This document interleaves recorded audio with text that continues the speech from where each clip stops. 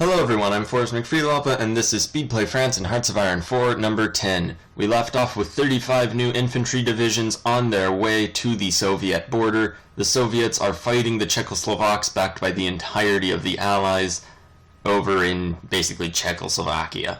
Where else? And basically they have just this weird jutting bit that we're going to just cut off with the entirety of our mechanized and armored corps. Something like 13 armored divisions, 11 mechanized. The idea, first of all, is we're going to go ahead and create a big offensive line just generally across for all of our infantry. However, since our infantry is set up in two disparate lines, we do go ahead and try to make two different attack plans. So I realize the top one is now just over compared to the smaller one on the south, so we go ahead and make them more or less the same size. And there we go, our war justification is complete. We go ahead and just get ready to declare the war. We give the Americans military access. And yeah, we're basically there. We have our radio setups all done, so we have a decent amount of intel on the Soviets. We declare the war. And we go ahead and use half of our rapid attack forces to just attack right there. The other half are going to move over a bit and then just attack the enemies adjacent to them. And there we go. Now the enemy does have air superiority at this point, which is really slowing down our armor. Our mechanized seems to be doing perfectly fine though. We do use our infantry to try to cut off Soviet withdrawal, and that seems to work very well.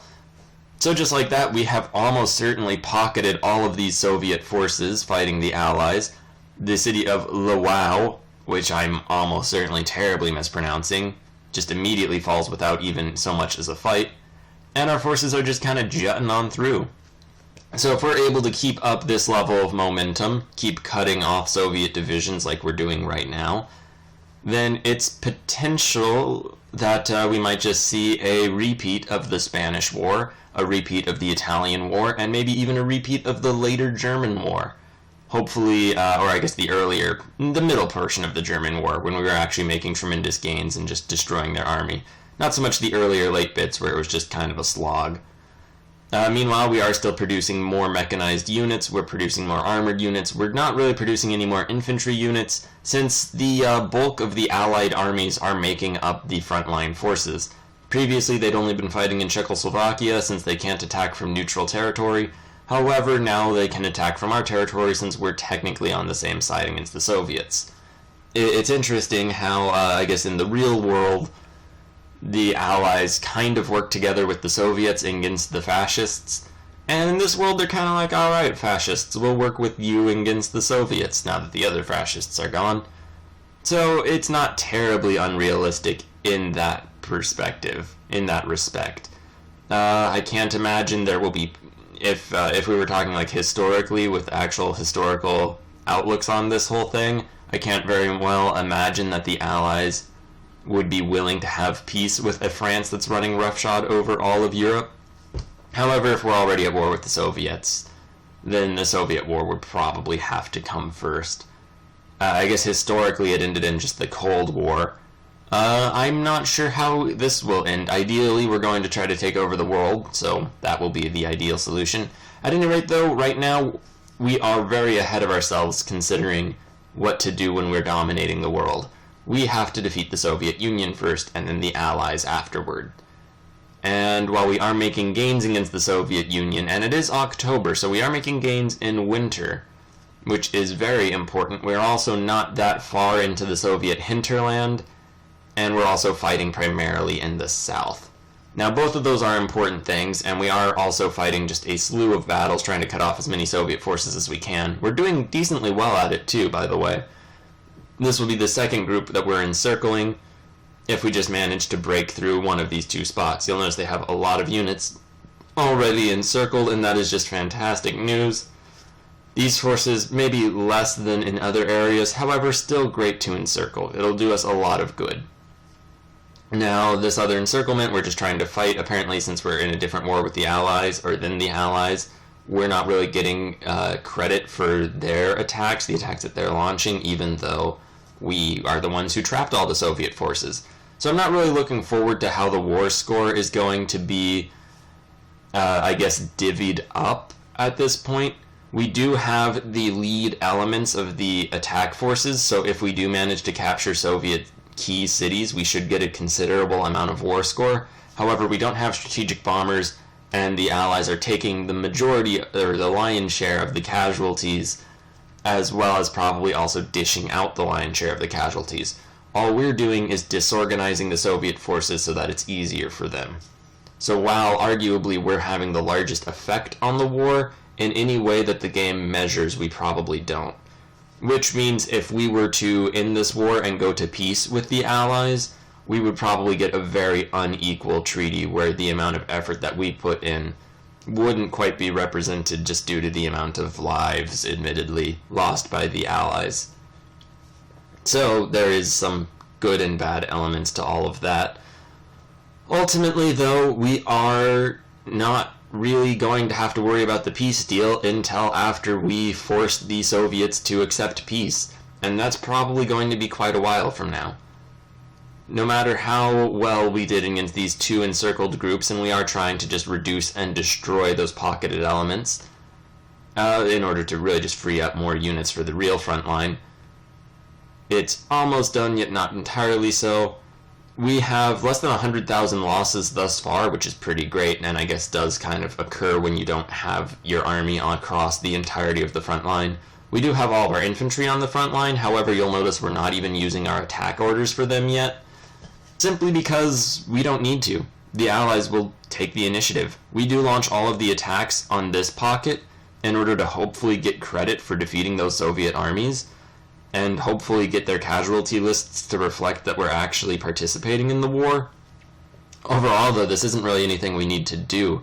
All we need to do is keep moving the front line forward and capturing or encircling Soviet divisions. The Allies will do the rest of the heavy lifting for us. And really, the only issue is that the war score might end up reflecting that reality. And if it does, then, well, we plan to fight the Allies anyway, so it won't really do them any good. Also, if they do manage to take large sections of Soviet territory, when we do end up going to war against the Allies, their armies, if they would otherwise just be sent back to their home countries, may end up just occupying all of the bits of the Soviet Union that they find themselves in which case we'll just encircle them like we've encircled the Soviet armies. And look at me just being so ahead of myself right now. We're making progress. That's good. I don't think that we'll be turned back, which is also good.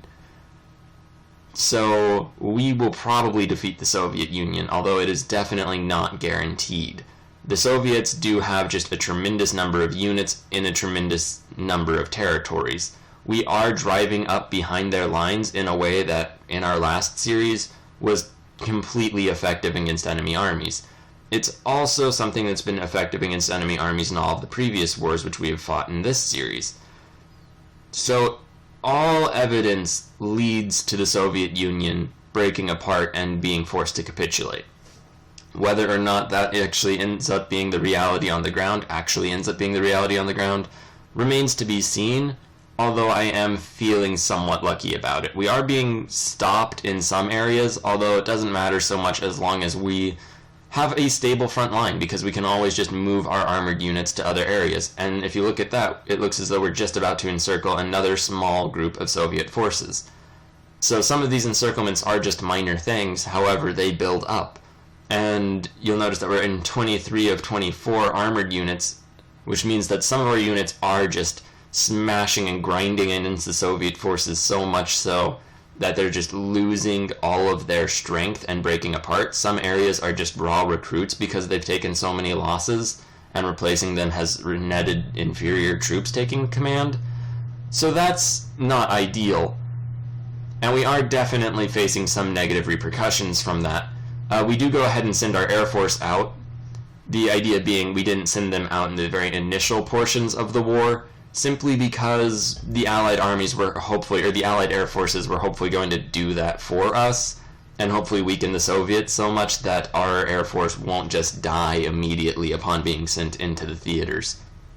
And you'll notice that a lot of planes are getting shot down just by the little graphics going about. It looks as though we are actually winning in the theater. We do go ahead and fight in both theaters right now. Hopefully we will be able to encircle these Soviet forces. From then we're just going to move on. And there we go, they have been encircled. They might put up quite a decent fight. Really, the longer that we leave them alone, the less of a fight they'll be able to put up. However, they're already losing the fight just immediately, so we're going to just press our advantage and go hope for the best. And it looks as though things are going more or less in our favor. So this is probably going to be a considerably long war, especially because I made a rather poor strategic decision to attack in near the center of the enemy line. What we had done in the previous war was just went to the very edge and rolled the entire front line up. Because we didn't do that now, we have an awkward choice to make between whether or not we attack to the north or to the south, or try to attack in both directions. And right now you'll see that I'm trying to attack really in both directions, trying to encircle these Soviet forces just in between these two different multi-directional attacks. The idea being that if we can just sort of flow around that Soviet force, we can destroy it and then deal with whatever situation arises around it. And we'll see if that actually proves to be a good idea or not. It's definitely non-optimal, however, it's saving time, since it would take us some amount of time, perhaps not much, but some amount, in order to get all of our forces back in a different sort of focus. So we are just kind of breaking out in every direction right now from this central point, which is a very good way for the war to be turning. It looks as though the Soviet forces are trying to withdraw from that central area, and we are encircling other elements just throughout, even groups that we didn't mean to encircle just now.